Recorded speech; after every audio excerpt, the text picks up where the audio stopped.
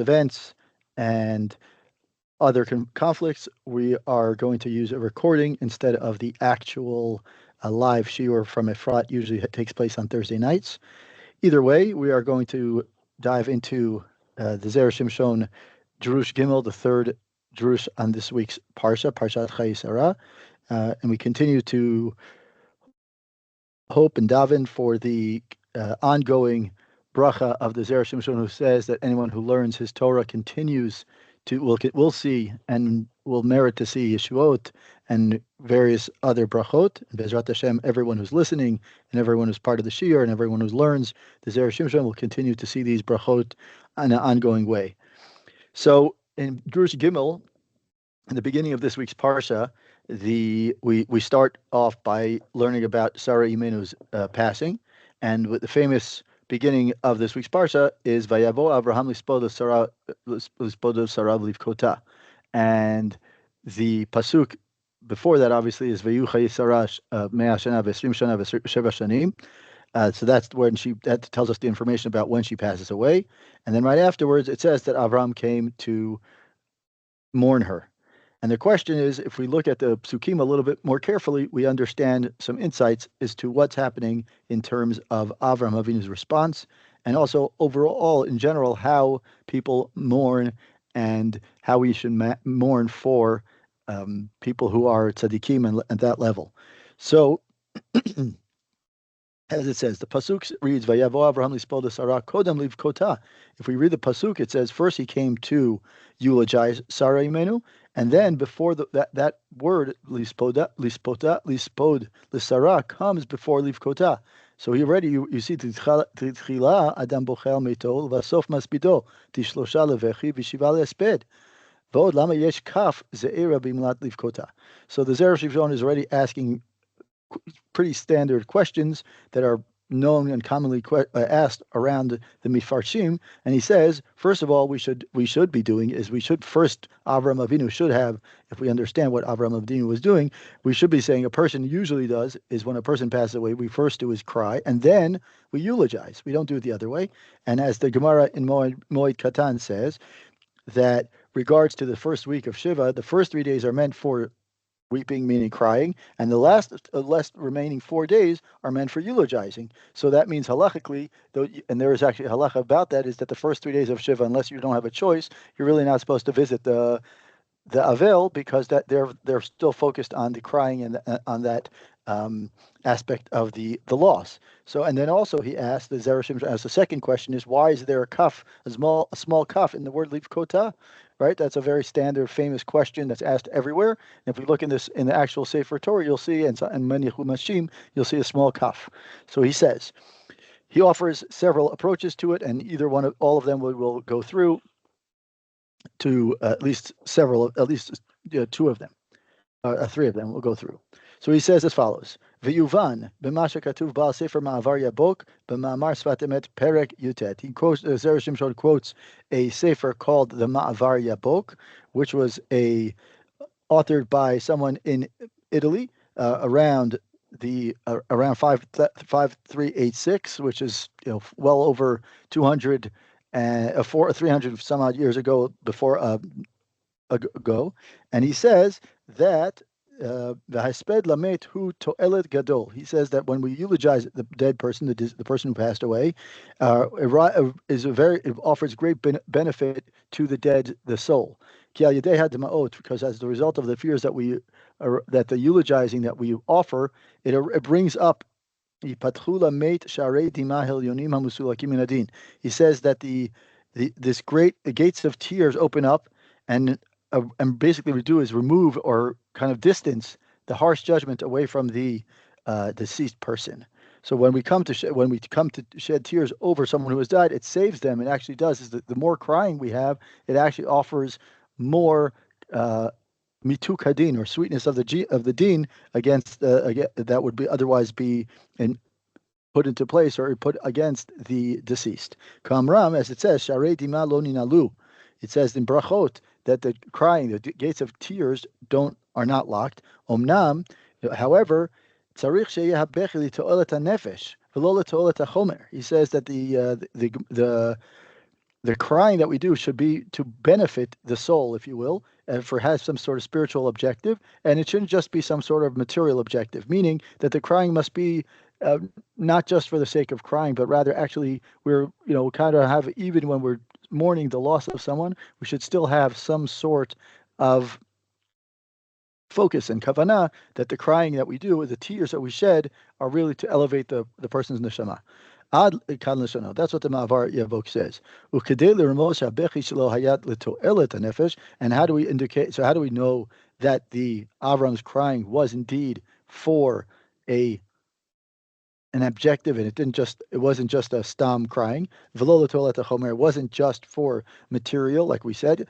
Hiniach kaf ze'ira lomar shemi'et b'vchiyato ela mechmat esped l'to'elet hanefesh. Mishum hachi amar lispod l'sarav achar kach v'liv kota. So this is why first he says that the Torah puts a small kaf, the small letter kaf, to tell us that he limited his crying, and he did not cry on a material level. Rather, he was crying on account of the eulogy, which was on a spiritual level. Mishum hachi, and that's why it says first he came to eulogize her, and then he came to leave kota to weep for her. By saying that Avraham eulogized her before that he cried, it's before the pasuk says that he cried for her, meaning that it says lispod l'sarav v'liv kota. It should be what you would otherwise say, which first come crying and then come to eulogize. Here, because the pasuk writes it in this way, the Zera Shimshon understands that by writing the term weeping only after the a with a small kaf, and second of all after the word lispod for eulogizing, it indicates that he was really focusing on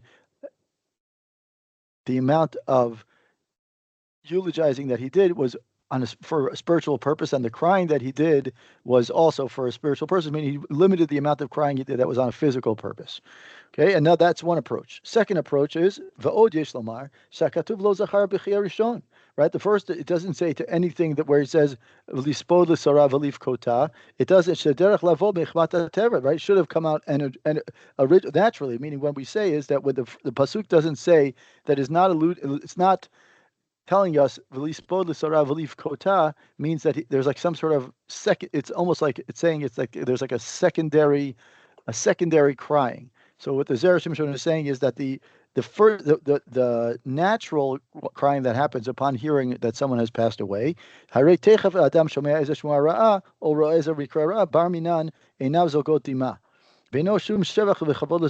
says that it's natural that when a person hears of something tragic, God forbid, or when he hears of something that an accident or something like that, or some other bad situation, our eyes already flow with tears, our eyes fill with tears, and that is the initial one. That's the initial crying. That's natural almost, and the pasuk doesn't have to tell us about that. These tears would not offer any real praise to sorrow, because that comes naturally to any person. So he says, that's why the Torah does not say cry first, meaning leave kotav, and then v'lispodah, meaning that it would come with and writes the term leave kotav with a small kaf to tell us that Avram's mourning sorrow was not just simply instinctive, meaning wasn't just, but rather was a result of his focus on her praises in her eulogy. In fact, if we look at the praises, the Midrash mentions, and the Zera Shimshon has the entire first drush of this week's parsha is based on a midrash where he goes through every one of the signs of Eshet Chayil, and the midrash mentions that every one of the Eshet Chayil is referring to Sarah Imenu. So the first drush, which is very, very long, goes through each one of the psukim of Eshet Chayil, and you can see beautiful pieces about how a husband, a wife, and other aspects of the relationship between a husband and wife based on the Zera Shimshon's interpretations. Indeed, when even the crying that comes as a result of a eulogy, it also doesn't have to mention it. So therefore, we see that the crying that comes when even when nowadays when we go to a funeral, we see the person as they're crying through the eulogy. It's natural that it happens. So therefore, the Bichlal Matayman, meaning that what happens is that even that is as if to say that if Abraham eulogized Sarah, he also caused other people to cry over her. He must have been also crying himself. Meaning he's saying is that obviously his eulogy elicited other people to cry, and of course, if other people were crying, of course, Avraham was crying too. Chidusha kamash. Well, that means to say that she'af lachar she'avru yemei hamisped kol od shaya zocher ma'aseh gvurotea. What do we learn from this? We learn that even after the 7 days or the days of mourning, the acceptable days of mourning that Avraham took for Sarah or commemorated for Sarah, even after those days, every time he would remember Sarah Imenu's greatness and amazing actions and strengths, Beital, V'yirat Hashem, and everything that she did, whether it was affairs of her home, whether it was her fear of Hashem, Einav Zolgot Dima. That's his eyes which shed tears of mourning. Va'ati Shaper. Now he says this is exactly what it says. That's why we understand why Shefsik bin L'Sara Bein Lispod Livkota V'Livkota. Now we understand why the pasuk reads. It says in between the word Lispod and Livkota, there's a word, there's Sarah, meaning that he eulogized, that the words, between the words eulogize, Lispod, and Livkota, weep for her, Shayah Lamar Lispod Livkota et Sarah, right? It should have said, Lispod Livkota et Sarah.